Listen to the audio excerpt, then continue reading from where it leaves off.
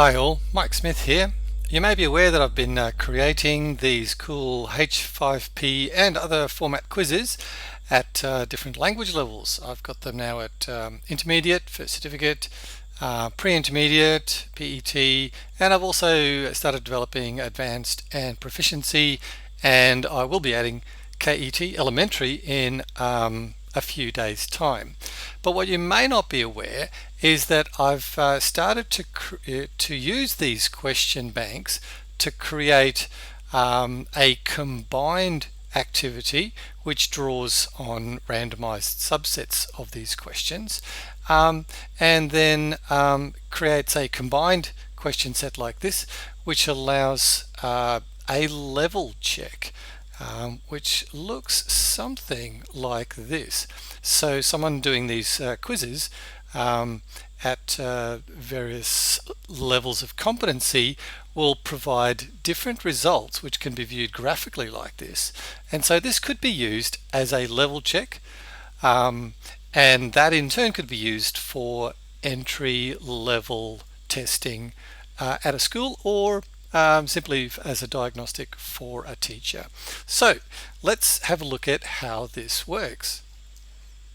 Okay, now I won't get into the details, but just to give you some background, these question sets are stored in a database, and I've created questions at FCE level, which is intermediate, CAE level, which is advanced, and also proficiency and PET.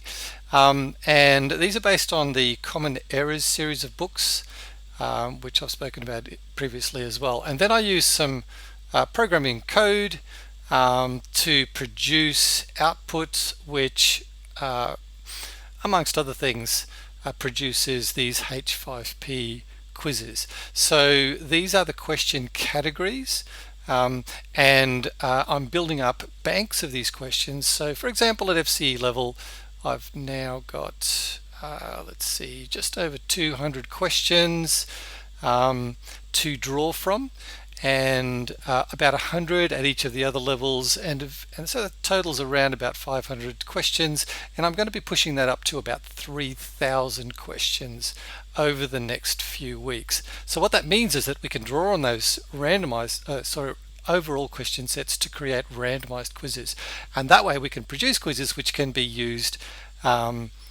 perhaps on a weekly basis as before and after testing, and also entry testing and diagnostic testing.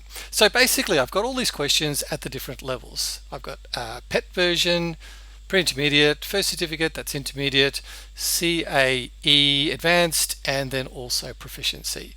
And what I've done is I've combined all of these, which is possible to do because these are H5P, but then I've also just taken a subset to reduce the number of questions to create a combined quiz.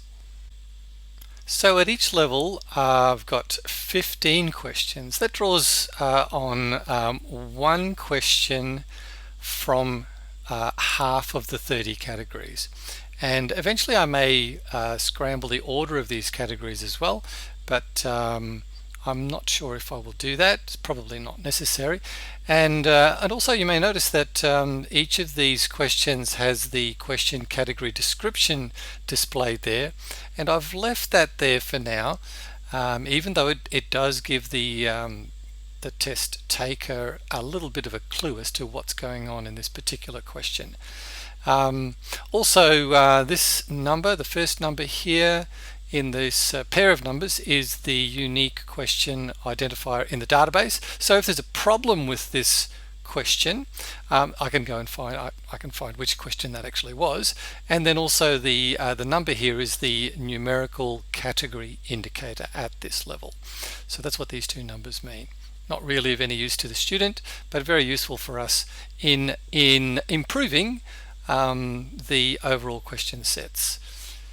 Okay, so over the four categories here, and there will be a fifth elementary category above this, but over the four categories you've got 15 questions in each category, and each of these questions are more or less rated at the same level of difficulty. In this case, pre-intermediate. And these questions are more or less rated at the same level of difficulty, in this case intermediate, and so on for advanced, proficiency, and eventually above here elementary as well. So as we create further randomized versions of this test, eventually what you have is a reliably standardized set of testing at different levels using different questions. In other words, this test and its randomized successes will be able to provide a longitudinal snapshot of a candidate's ability over time as they progress through a course, for example, as well as a diagnostic snapshot at the beginning and or end of a course. So that's the idea, a reduced set here. So what that means is that in total there's 60 questions, and in the full set there will be 75 with the elementary as well. And I think that's reasonable because that would be around about an hour's worth of testing, which is about as much as you can ask of anyone. Now let's look at what the results of this type of test might appear to be for the benefit of school with a cohort of students, or a teacher with a class of students, or even the individual student themselves. So what I've done is I've gone through this combined level quiz and pretended to be a student at different levels: a beginner student, a pre-intermediate student, an intermediate student, and an upper intermediate student. So these were the test results: 12 for the beginner, 12 out of 60, then 24 out of 60 for the pre-int student, 29 out of 60 for the intermediate student, and 36 out of 60 for the upper intermediate student. And an advanced student would have, I don't know, roughly 45 or so out of 60 here. And generally though, whenever we look at a quiz results like this, we are just focused on these total scores to give us an idea of the level of the student. But if we construct a test in this way, where the questions themselves are graded in a consistent manner, and then we plot the results of that, we get potentially a visual representation which is far more useful than tabulated data. Let's have a look at this. At the top of this representation, which is produced by a program called Lumi, that's an open source program freely available for the purpose of editing and analyzing H5P exercises. Very, very useful. I'll put a link in the description to that. And so what we've got across the top here is the different question categories. And so there's 15 questions here. This was the PET level, and then the 15 questions for the FCE level, for the CAE level, and then for the proficiency level. And so over on the left hand side here will be an additional 15 questions for elementary. That'll be ready in a week or so. Okay, so this is one of the reasons why I've left the question categories in the questions in the H5P, because this gives us some idea of what's actually going on with these numbers.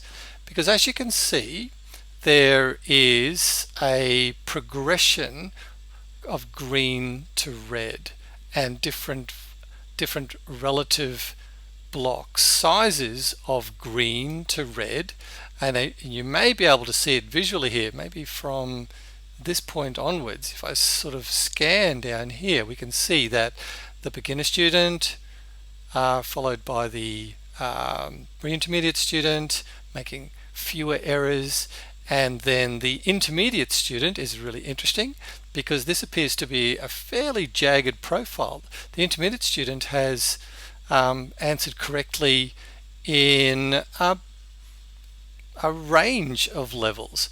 That is actually quite typical of students who begin at a school at intermediate level, because they will have received their perhaps different amounts of language training, self-taught development, and a whole lot of other factors coming into play here, which give them a jagged profile. But the cool thing about this is that if a teacher were to be given this data, they could see where the weaknesses are. It is a diagnostic, a strengths and weaknesses diagnostic presented on a platter to them. And then, of course, at the bottom you've got your what was that, upper intermediate student that is doing pretty well, getting a little bit into the red here for the proficiency level, which is what you'd expect. But then also you can see that there are a couple of areas in even pre-intermediate that they could brush up on. So this is a remarkably useful representation of data that would otherwise be lost. And of course, it's not the data that's lost, because the original quizzes, even if they were done on paper, all the data is still there for what a student got, which questions they got right or wrong. But it's hard work for a teacher to make sense of a presentation like this. Whereas if you present it to them graphically, then it's so much more useful, and they can clearly see where those problem areas are and what to focus on. And of course, that is critical to getting efficient progress for a student, because if, for example, a teacher knows that this advanced student or nearly advanced student is really just weak in these easily identified areas, then they can address them instead of having the student just sit in class waiting for the syllabus to happen across these language points. And this type of testing is focusing on language points, but a similar kind of approach can be used for vocabulary and also other skills, the macro skills as well. So overall, a presentation like this is incredibly useful. Now, also, this is obviously me pretending to be 4 different students, but this could be an intake at a school of 100 students, and we can use the totals at the end here to order them into levels, allowing them to be placed in classes, or at least be triaged to further testing. But it gives you an idea of where these students are meant to be going. Also, on a weekly or sessional basis, a teacher could use the same test but with randomized questions, different questions, but effectively the same test over a long period of time. Say, for example, at the beginning and end of every week even.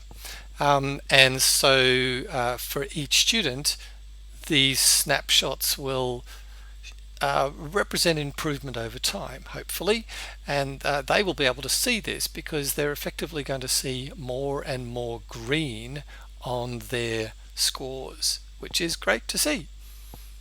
So that's what I wanted to present today. This is almost ready to go. I feel like I could use this with my students pretty much straight away.